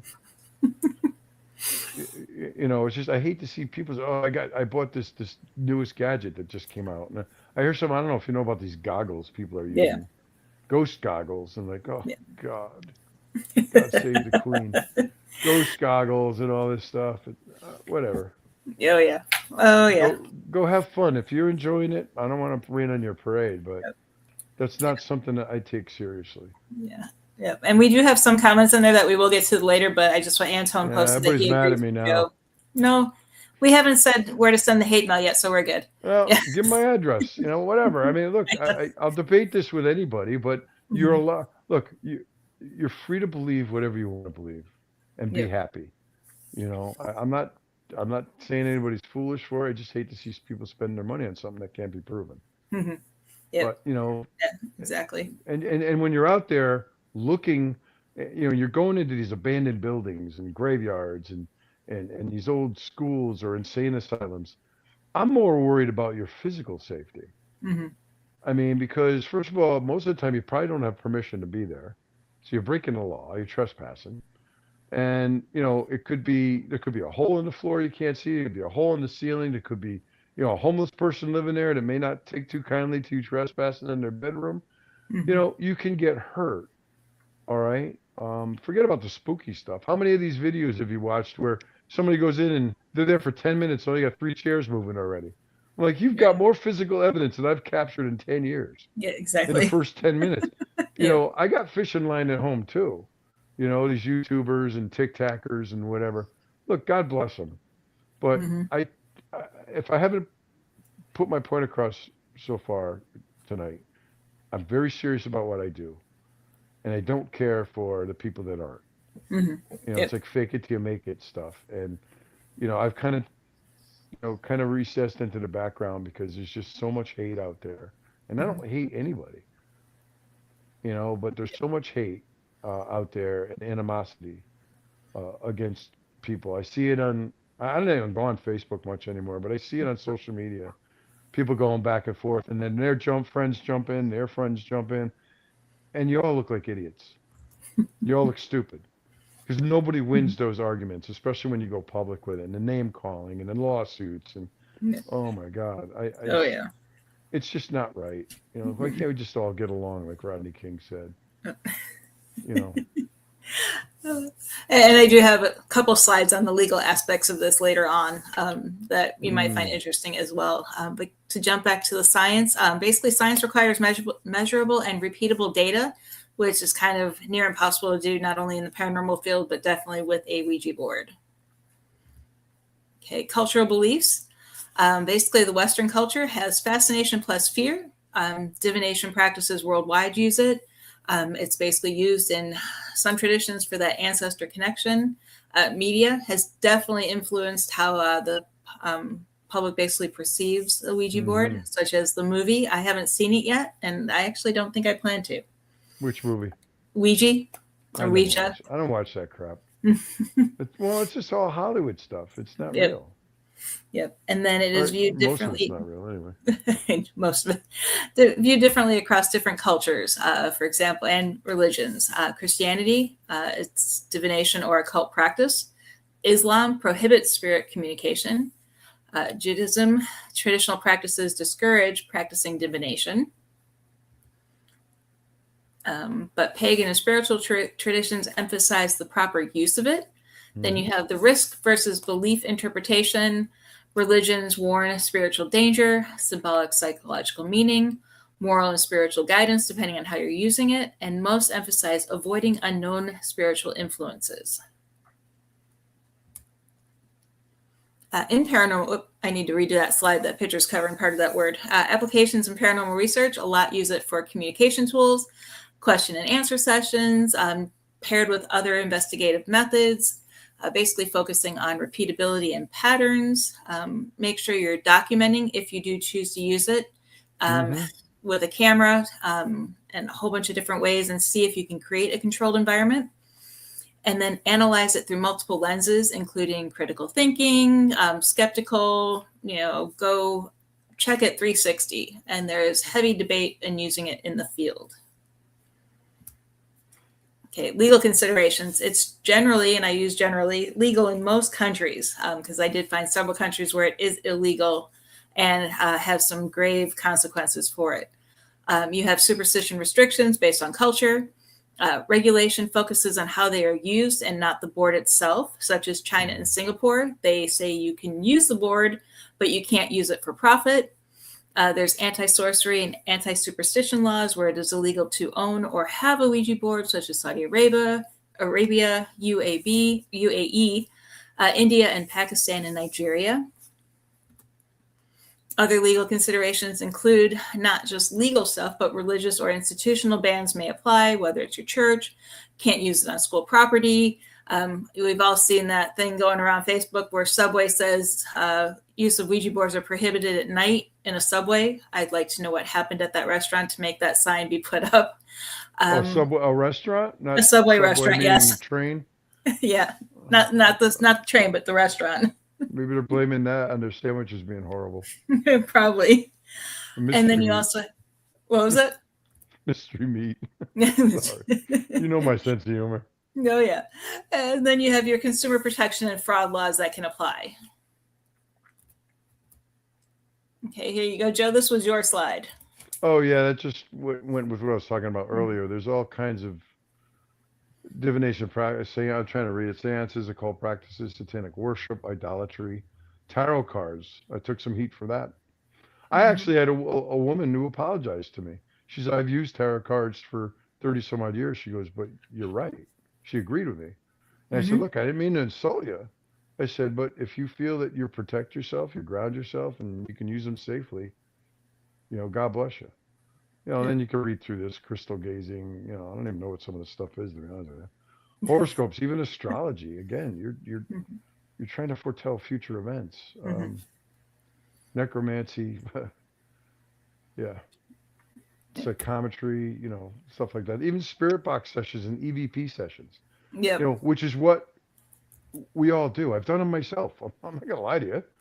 In my youth, EVP sessions. You're sitting there with a recorder. You're speaking to the unknown. All right, that's the open door. You just opened that door. Now you're trying to form a relationship with the unknown. You don't know what's out there. Why would spirits hang around the cemetery? What's left of their physical shell is there and they're buried in the ground, but their spirit's not going to hang around there. No. The Conjuring house. Look at the Conjuring house. That poor house. That family went through hell back in the 70s. Andrea and her family. God bless them. However, Bathsheba Sherman, well, from all my research, tells me she was a pillar in the community. People loved her. but they chose her to be the scapegoat and co-labeled her a witch, and she ate children or whatever. I'm like, that's none of that was true. They destroyed the woman's grave. I think the town just put up a new headstone for her a year or two ago. Um, this is what happens when people run with these stories, and everyone puts their own flavoring on it. And do your research, folks. Yep. If you're honestly want to get into this work to help people, all right, then you're going to be kind, gentle, and humble. You're not going to be this narcissistic, I want to be known. I'm weekend to weekend, you're going to these paracons and horror cons, and I just don't get it. I don't get it sometimes. And I'm not saying there's anything wrong with going there. It's just how you present yourself. If you're there to educate people, like I went to Orlando, and I gave a couple of talks, and one of the volunteers came up to me. I remember the first one I did it. She's like, Mr. Franke, she says, I just want to ask you. She goes, I got people your line goes down the hall and out the door.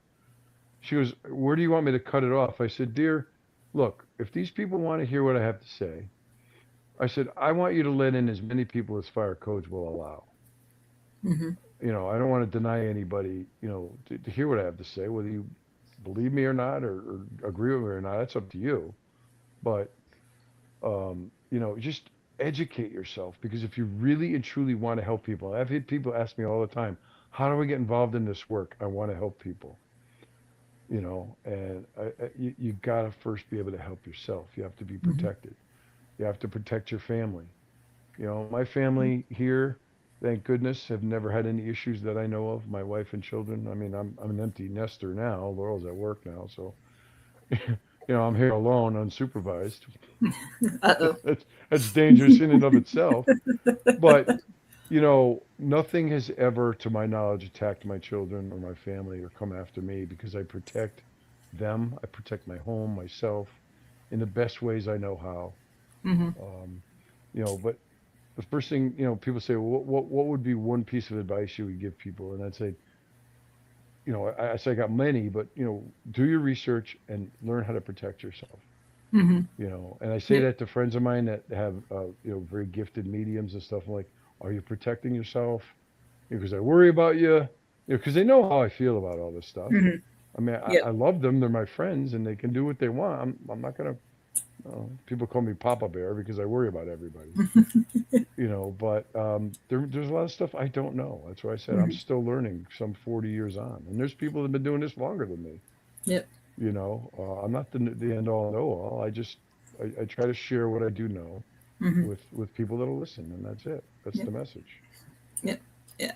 And then I've added a slide with Ouija sessions. Some say never play alone.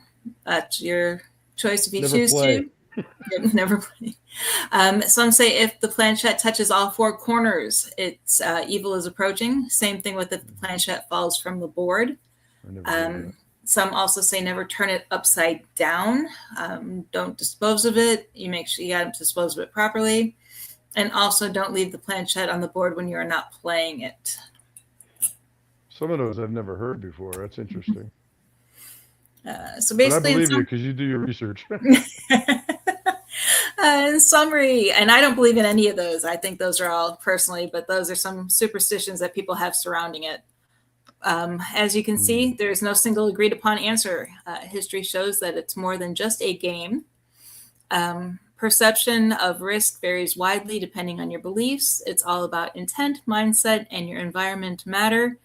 Make sure you use critical thinking if you choose to use one. And as always, respect, regardless of your belief, is the key, which leaves us with the ultimate question: to Ouija or not to Ouija? Excellent. I like the way you ended that. And I think we both made our case for all those points. Yep. Like, and here's some Monopoly. Yeah. Go play Hungry Hippos. I used to lose all the marbles. Here are some different resources for the Ouija board. The top 4 are in pros for using it. So if you're looking in for more information about using it and the benefits of using them, and then the bottom 4 are against using it. And we've actually had the Salem Witchboard Museum, their board of directors were on Ghost Ed several years back. Okay, they must have a lot of them. Yeah, they have over, I think, a couple hundred. If I'm not sure what their number was. I'd be interested to know if there's any kind of activity in the museum. I know. I think we asked that, and I don't remember what their answer was. I'll have to pull that back up. I mean, but there could ahead. be. No, I was going to say that I'd be very interested. I haven't heard anything.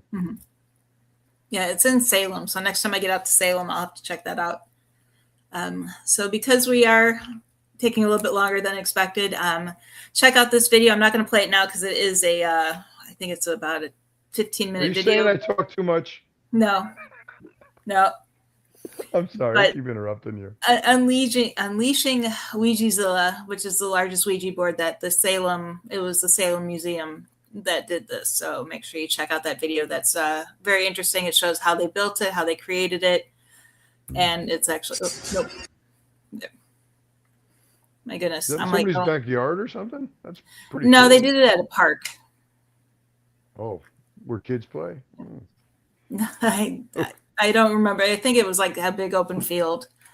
But Joe, I didn't have any additional things on where people could find you, but I have the warrensociety.org and then the Facebook page for the society. And then on the left, my bad. But you have all the locations on where you can find me. They can get me through the website. They can get me at jfranke@warrensociety.org. Or you can send it, ghost1@comcast.net is my personal email. I don't mind giving that out. Everybody knows it. I'm on Facebook. We have a Warren Society Facebook page. So if anybody needs help or just wants to tell their story, I'm all ears. I talk to people all the time. Usually do Zoom calls or phone calls and just listen to them, give them the best advice I can.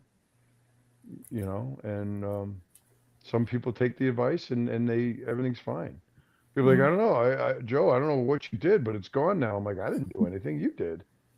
I said, I gave you some tips, some advice. You said you did it, and now it's gone.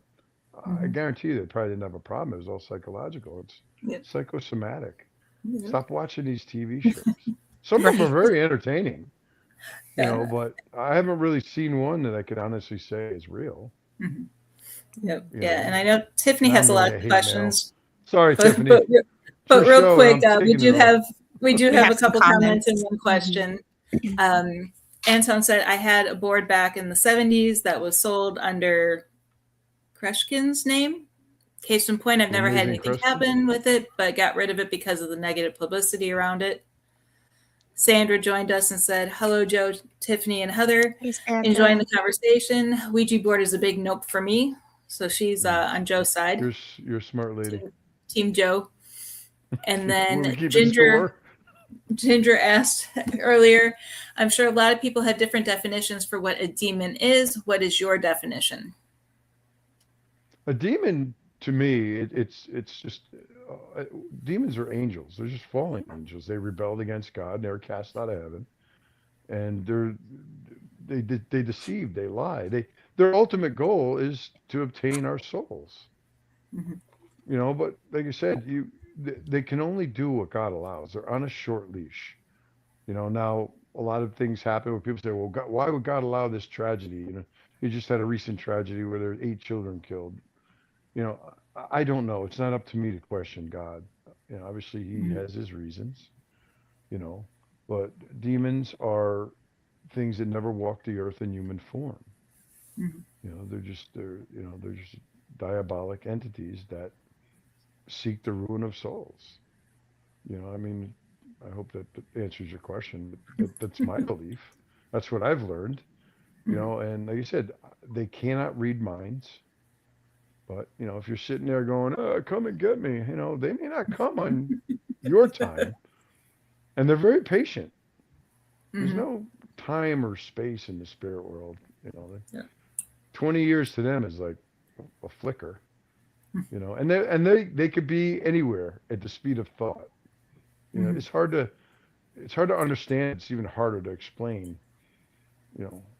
Where you could have demon in multiple places in the world. It just blows my mind even thinking about it.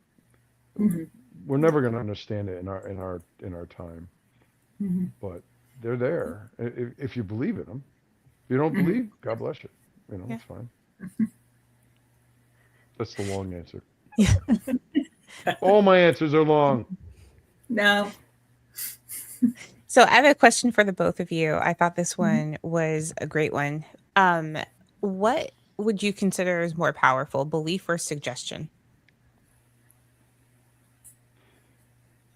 Go ahead, Heather, if you want to go. Oh, you're gonna let me go first? Wow. You can. Oh, stop. No. I can wait. I'm waiting for the phone call I get tomorrow. Oh yeah, no. I'm working tomorrow, so you got a couple days before I call you. For me, I would say belief. Just because I'm a firm believer. A lot of people hear me say this a lot on different shows, as well as when I'm on cases. If you believe something can hurt you, most likely can. If you believe something cannot hurt you, chances are you are, I call it self-possession, where if you believe in yourself over others, you can't be either fully possessed, whether it's by hateful words that are thrown at you or spirits or other entities. So I'm a firm believer that it's belief over the other one. I 100% agree. And I'll give you kind of an example. We agree. You know I've got one. You guys have agreed a few times tonight. We agree on more than you think. We do. Yeah, you do. But when I was in high school, I took a course on Greek mythology. Anybody ever taken Greek mythology? Do you know what I mean by the fates? Heather, I've probably told you this before. The fates, and there's a saying, it's actually on my Facebook page, I think. That which is fated must come to pass, but against my fate no man can kill me. So what Heather said, I totally agree with. It's what you believe. If you believe in something, the mind is very powerful. But just because somebody suggests something to you, you're like, yeah, I don't believe that. But I definitely believe over suggestion, in my opinion, too. Long answer. That was actually your shortest answer of the night, but okay. I don't know. I get off on my tangents because I know you are. But your audience is probably asleep right now. We still have 3 viewers. No.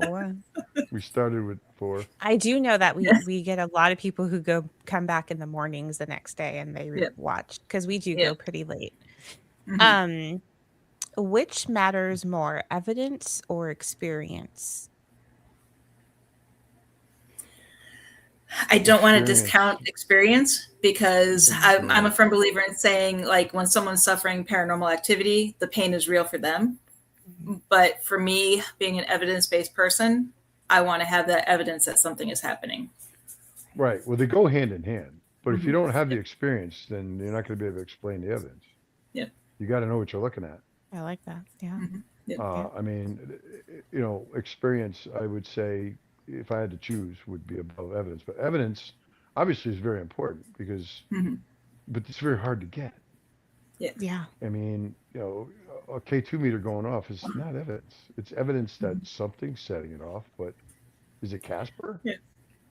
Well, I told you about the one case that we were on. We were doing an investigation, and I didn't realize this when we left for it, but the investigator I was going with, he was in a rush to get batteries, so he just grabbed generic batteries and threw them in his K2 meter, and it was all of a sudden just flashing, but it was a pattern, and we're thinking it's Morse code.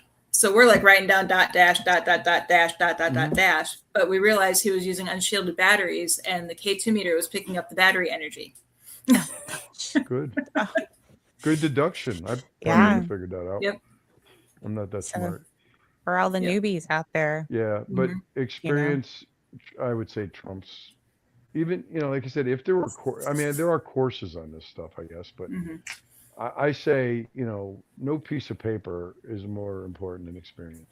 And if you got both, bravo. But, you're doing this 40 years and you've never taken a course. Courses help. I'm sure they probably give you a new perspective on things and different perspective that you can consider. Yeah. But for me, taking the classes and everything shows that you're willing to learn. Exactly. Yeah. I signed up for them. I signed up for some of them. I know you. I'll get them done eventually. Finish it. I'll get them done eventually. I'm retired now, so I got more. Question I thought from I had more Ginger. time. Since you're talking about objective evidence, do you guys follow Sam Parnia's research? I have heard of him, I actually just heard about him yesterday at work. Someone brought him up to me when we were talking about the presentation for tonight, and I've never looked it up. Yeah, I don't know him. Well, so- let me know when you do, because I've never heard the Yeah, name. Sorry. I'll have to look that up. Thank you for that. We'll look Yeah, it's a into- good question. Yeah. And I like Anton's comment. If you don't have evidence, experience is forgotten. That's a good point. That's very good. It's kind of the chicken or the egg thing.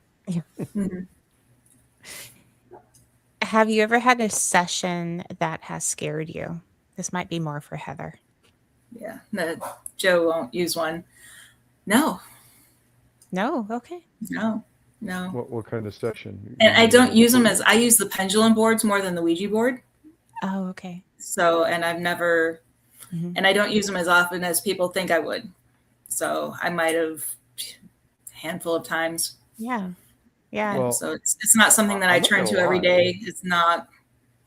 Yeah, I think people get under the impression that like just because of the work we do, we're literally doing it daily, and we're not, you know. So The only time I will bring out the pendulum boards is if I'm on a case and we're trying to, communicate with the spirits.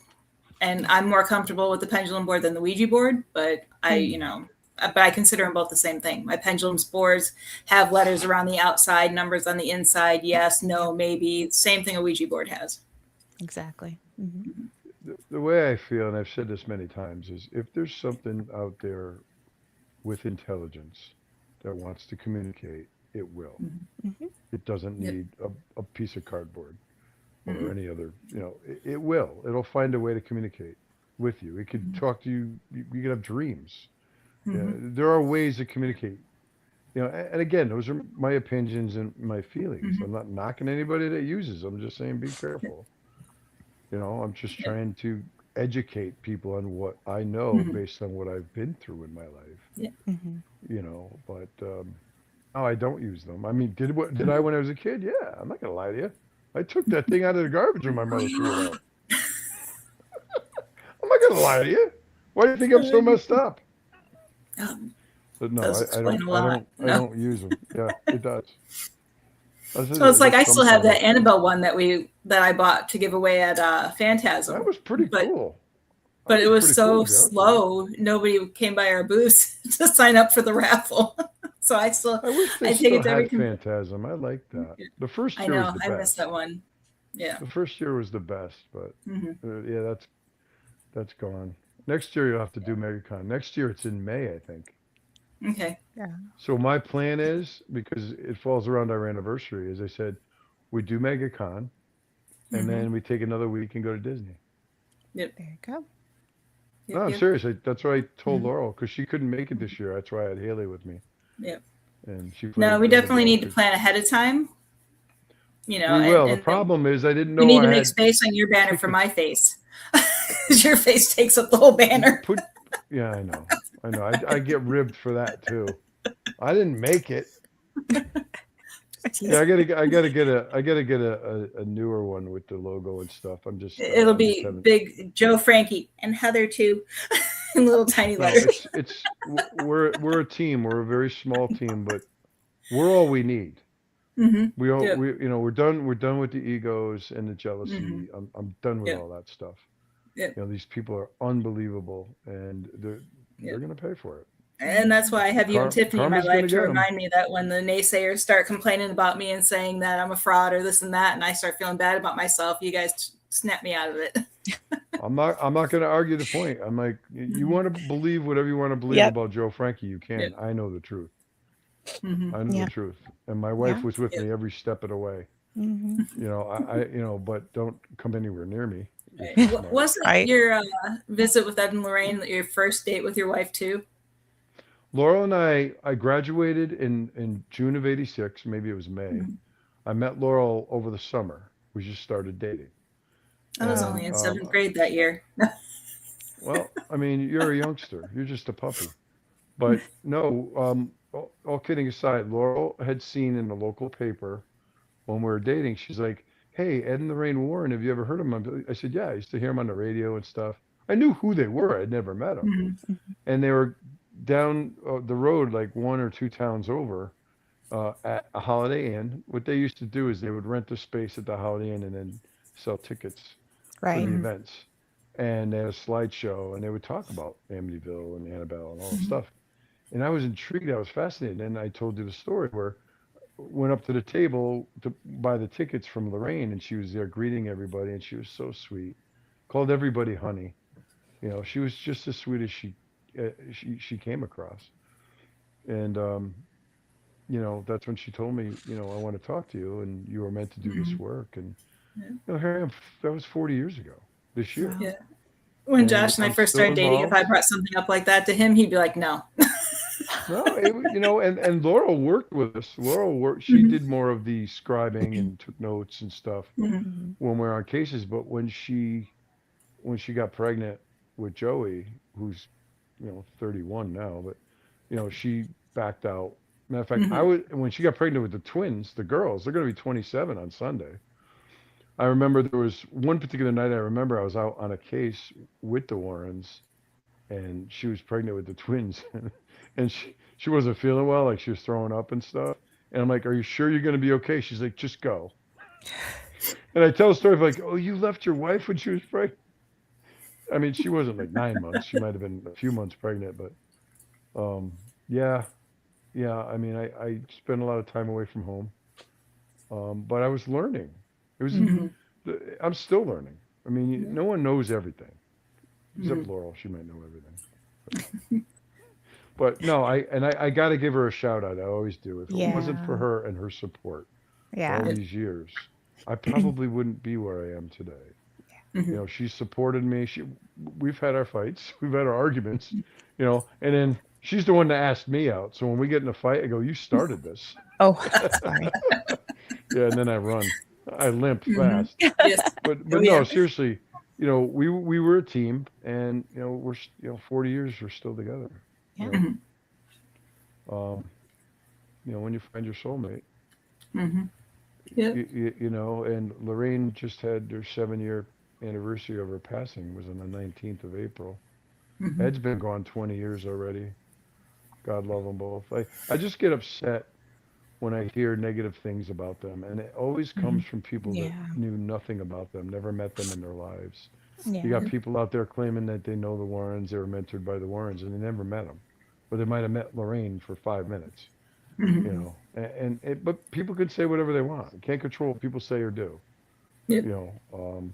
But it bothers me when people say they were charlatans, they were fakes and frauds. And look, I can speak intelligently, and my wife can speak intelligently of the character of the people that we knew.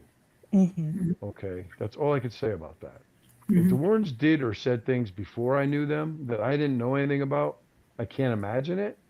Right. But of course, I'm going to defend them. I love them. They were like grandparents to us. And Tony and Judy I've known for 40 years as well. I mean, they're all good people. They have hearts of gold. It's just, why all the negativity and animosity and hatred? I don't understand it. And I still don't understand it. But all it is it's just jealousy. People they're jealous of the fact that they want to be known. And of course, the Warren name has helped me. I'm not going to make any bones about that. And there's others that are still in the work that were in the Warren's group too. Not too many, but there's a few left. But I'm very different from a lot of people because I just want to help people. I don't care. I don't even have my book done yet. I mean, you've been yelling at me that for years. It's not a priority. I want to do it because I want to put my life in writing. But I want to write it. I'm not going to use AI to write it, and I'm not going to make shit up. Some of these people out there writing books, it's 95% fabricated, and they know it. But God bless them. Whatever. I'm not going to mention any names. They know who they are. We have a few more questions. We have a speed round, so you got to make it quick, Joe. I'm all talked out. Heather, you take it from here. It's the first thing that comes to your mind. Okay. Ouija board, tool or toy? Tool. Dangerous toy. I don't believe. Look, I can't believe anything that comes from them. Speed round, Joe. Would you Correct. I'll let Heather cut you off. Would you personally use one again? Yes or no? Yes. No. Alone or group setting? Alone. No, I'm not going to use one. So. He's not going to answer. No. Lights on or off? On. Doesn't matter. Is this about Ouija boards or something we're not supposed to be talking about? Hey, this is a family show. No, it's not. Beginner friendly, yes or no? No. Mm-mm. More psychological or paranormal? Psychological. Ooh. Yeah, psychological. There's no evidence of paranormal. Trust the board or trust the participants? Participants. One session or repeated use? Repeated use. None. Skeptic or believer? Skeptical believer. In the board? Mm-hmm. No. In the use of the board. But he won't use it. Well, I'm a believer in what could happen, but that's not the question. Entertainment or investigation? Paratainment. Paratainment. I we like need that. to coin that phrase. Let's use it Yeah. more often. I like that. Paratainment. Yeah. That's it. Okay. Hmm. Anything else you need to add before we leave, Joe? You guys heard enough. What time is it? I don't even know what time it is. We got 3 minutes. Is it 11 o'clock already? Yeah. Almost. Wow. Yep. No, I just want to thank you both for having me on. Oh, well, and Heather, no, I know it's tough for you because you know how I am. Mhm. But, all kidding aside, I'm just very passionate about what we do.